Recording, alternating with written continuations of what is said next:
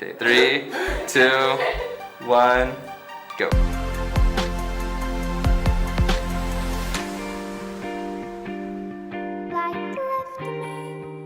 Alright, hello, welcome to Plead the First, a show where we talk about current events. My name is Zizin. My name is Preston. My name's Anna. So, as you can tell, we have a special guest on our third episode of Plead the First. Would you like to introduce yourself? Yeah, my name is Anna. Very good. Nice start. Well, where are you going to college, Anna? I'm going to Harvard University next Wow. Alright, very good. Us two are just going to UW, so this is a very special guest here. Special Yes. guest. Okay. Yes. And our topic of the day is technology and the First Amendment. So recently on the news, okay, they've been going around that big tech companies, YouTube, Apple, Facebook, has been removing content by right-wing news outlets, InfoWars, you know, the infamous InfoWars. And they've been banning content made by Alex Jones. And some people think it's issues. So thoughts, Preston?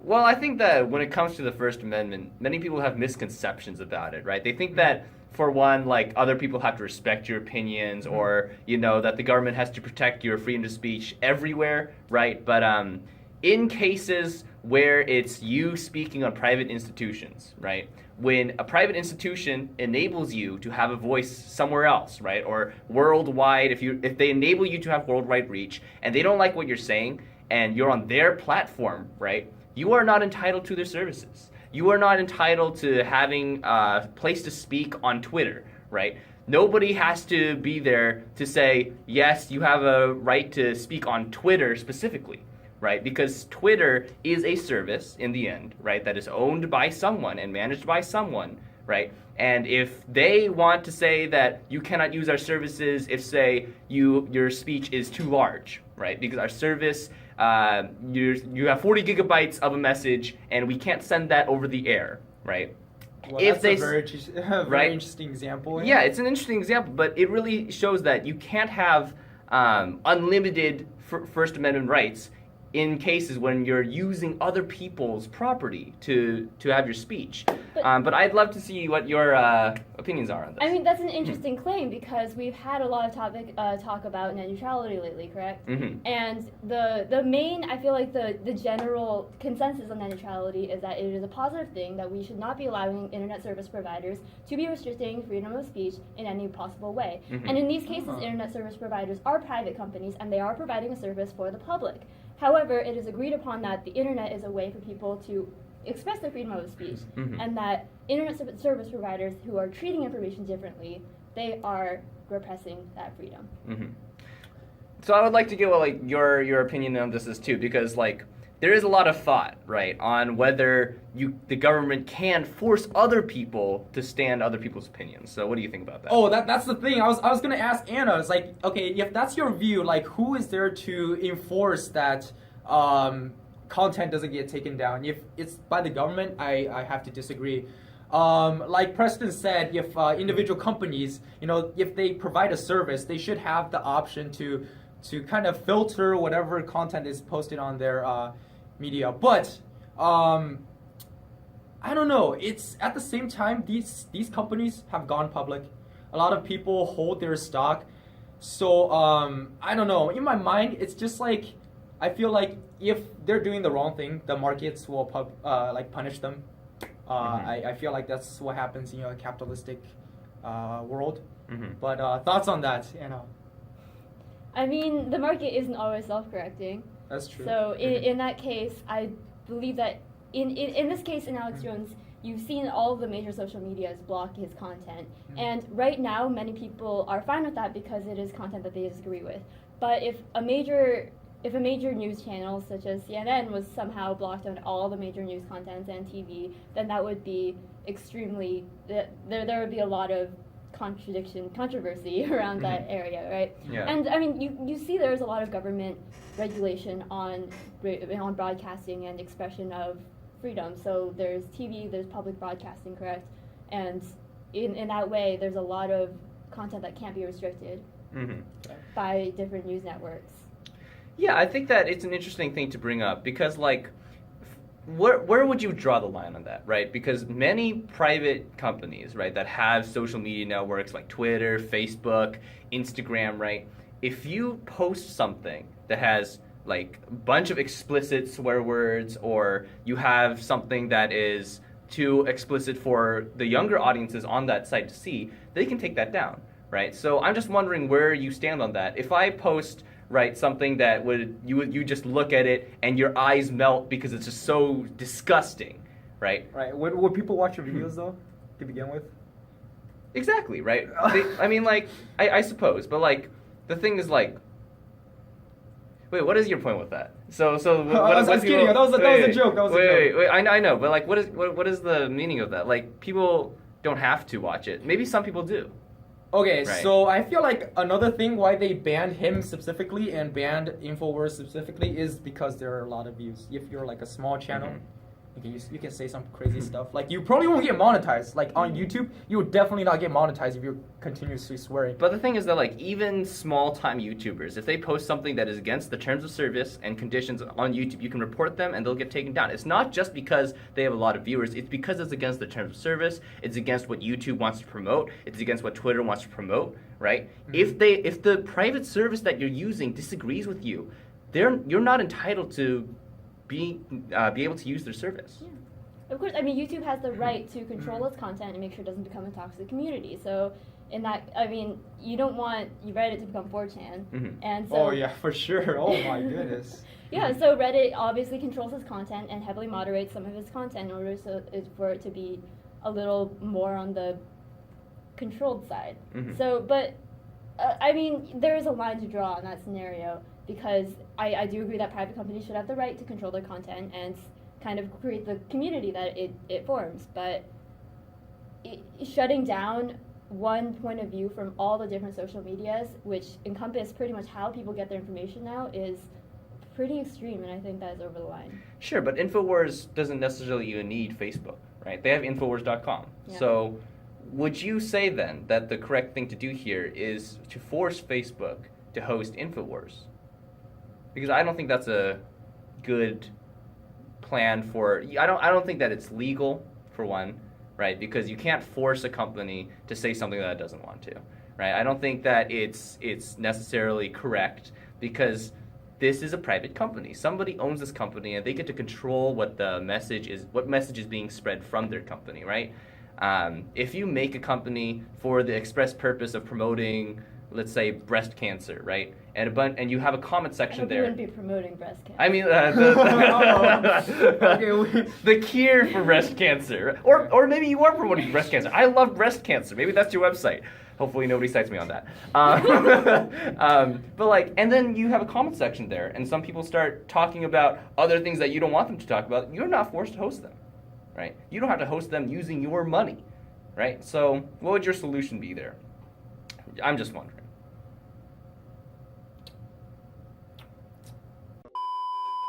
Let's take some time. All right, to so digest. I mean, you mentioned terms of services where private companies, like, they can kick people out who are violating the terms of service. So in that case, the terms of service is that perhaps they need breast cancer related topics in order to stay on the comment forum. However, in this case of Alex Jones, you saw a bunch of social media sites kicking Alex Jones off at the same time. It was almost a bandwagon That's attempt, very correct? true. Yeah, so it wasn't like Alex Jones did something that stepped over the line for all of these social media companies that caused him to be kicked out. It seems as if they had it was almost a conspiracy for all of them to kick him out at the same time, even though he didn't do anything new. So I think that if they were going to not allow him to post on his site, then it should have been clear that he was violating the terms of service from day one, and it shouldn't have been a bandwagon attempt to kick him off the internet social media. I mean, that is a good point, but at the same time, I just don't agree with the thing that, like, you have to know from day one whether they're violating your terms of service. For example, I think Facebook got away with it by saying that he was saying false things about people, or that he was defaming people with things that just weren't true, right? So you don't necessarily have to catch them on day one, right? So do you think content should be banned if they're fake? Like, if I were just to say there are 20 billion people on the internet. I mean, like, it shouldn't be banned if it's fake. It should be banned if the content owner, Okay. right, or whoever is providing the service for that content to be viewed decides that they don't want to serve that content anymore, right? Okay. Yeah, and I agree. You can see that there is some backlash on the fake news stories that are coming up, and YouTube now has these different descriptions on the bottom of news channels that say this news company is from this source, and this is trustworthy. This is not. This is nationally supported. This is not. So you could. So yeah, social media companies, they could have those qualifications in order to show viewers whether or not that this may be fake news, rather than kicking them off the site. So going back to an earlier point that Okay. you brought up, you talked about net neutrality, which I think is a very interesting debate, because many people that support net neutrality want the internet to be a public good, right? And if that is so, should we even have private companies like Comcast controlling the internet? Wow, you threw me a curveball. You know, I prepared for one topic and you gave me another. Well, I think if we were to, determine an answer based on what's currently happening, I feel like individual companies should have the choice to provide internet, and the government shouldn't interfere, because if we were to determine that the government have the right to provide internet, then the government would have to buy up all these companies, And they could take it away too. Yeah, that's.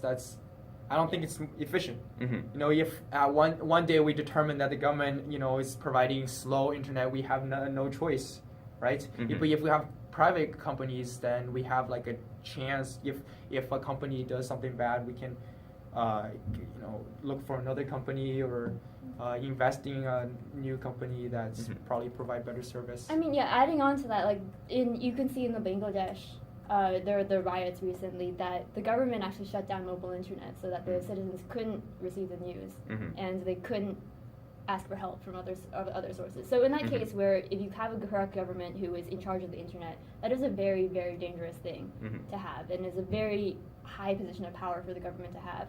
That's a very good point. Holy crap, you're well read. It was on Reddit. It was on Reddit. Yeah. Oh, you know too? Oh, okay, well. Okay. Everything I'm saying is from Reddit. Oh, wow. Um, Not from 4chan. Not from 4chan. Not from 4chan. It would be very alarming if everything was from 4chan, but yes, keep going. Yeah, but so in that scenario, then it is beneficial to have privatized internet services. However, in the case that it is now, in the technology that we have now, it is very hard to get internet cables to certain places. So in places where someone lives, perhaps there's only one company who can provide internet there, and in that case, then that is a monopoly, and that is pretty much exactly the same problem as if the government owned the internet. Oh wait, pause. I think I want to broaden this topic out. So our discussion is technology, right? One part of our topic is technology. So speaking more broadly, do you think some tech companies have too much control over society? All right, I want to bring up an example. So everybody knows Alibaba, right? And how Alibaba got really powerful was there's like a very special circumstance in China. They do not have a credit system, and they still kind of don't. And in America, we have a credit system where if you want to know if this person is trustworthy, we can just go online and then we can look up this person's credit score from government-provided sources, right? But in China, they didn't have that. So they didn't have reliable credit score. They didn't have credit card companies until Alibaba came in. They had this one app, right? And at first, it can only do a few things. But then it kept building and building and established a credit system. And that credit system became so... Okay, the company established a credit system. Yeah. Now, current day, Chinese people don't need to carry their wallets out. Like Alibaba can do anything and everything. Yeah. Are you talking about WeChat Pay? Yeah, WeChat, you know? Yeah. Yeah, it's pretty insane. And in that way, literally, I feel like Ali have control over China. Well, first of all, everybody use Ali to pay for their products and receive money. And Alibaba keeps track of all your purchases and where you go. They can see where you are, right? Now, in America, that's totally like if, Okay, if that happens to America. but I think this is a different. It's a completely different comparison because in China there are very special circumstances which allow Alibaba to be sort of a monopoly, right? It's because, for example, one of the things that happened at Microsoft was that Microsoft was hosting Visual Studio, little like open source packages, Okay. right? And they weren't able to host that in China because of the Chinese government. Right, and because the Chinese government has such control over the economy, they block some stuff out, they take some stuff in. So Microsoft had to have very special contract to go into China and sort of be able to host those open source packages. And that was a big thing in America, but that's just what they had to do to get into China. So I don't think it's a one-to-one comparison, America to China, but I definitely agree that there is a lot of power in these tech companies. What I will say, though, is that like tech companies, right, unlike governments, tech companies cannot go to your house, point a gun at your head, and tell you to leave. Right? They don't have that kind of power. What they do have is sort of coercion. Right? They can block you. They can ban you from their site. They can I don't know. They can, if they broke the law and did this, they could write a bunch of stuff on your profile that you didn't write there and defame you. Right? But I just don't think that it compares to what the government can do, right? And I just don't think that it's a problem that we should be taking legal steps to restrict tech companies because that would just give too much power to the government. I totally agree. I feel like government should try to stay out, keep out as much as possible. What do you think? Mm-hmm. Well, I mean, I'm scared of what tech companies can grow out to be because you can see Google and Amazon expanding to encompass a lot of different things. There's Google Fiber that is going to provide internet to a lot of Americans soon, and then Google also, Alphabet has self-driving cars in development, correct? So if maybe you get on Google's bad side, in the future it could be possible that they cut you off from transportation, they cut you off from internet, they can cut you off from almost all of the products, and if they become a monopoly, then in that case, you are pretty much outcast from society. So you don't want these companies to have that much power, and in this scenario, I do believe that it is the government's power to make sure that they don't. And that's a very sensible sort of closing statement for our episode. We don't have much time, but what I will add at just as a last point is just the sort of where we got our name, right? Because Plead the First, right? Plead the First comes from the phrase Plead the Fifth, which in the American judiciary system, Americans who are, if they're accused of crime, they can plead the Fifth and not speak, right? They don't have to incriminate themselves. But what we do at Plead the First is that instead of Plead the Fifth, we plead the First Amendment, which is to, we have free speech and that we're able to have a dialogue with each other. And that's sort of what we're trying to accomplish on the show. And I think this episode is just a great example of how we're able to get many different viewpoints out there and have a very civil debate on it. Thank you for watching this episode of Plead the First. We would like to hear your comments, so please comment down below. And if you like this video, like and subscribe. All right, see you next week.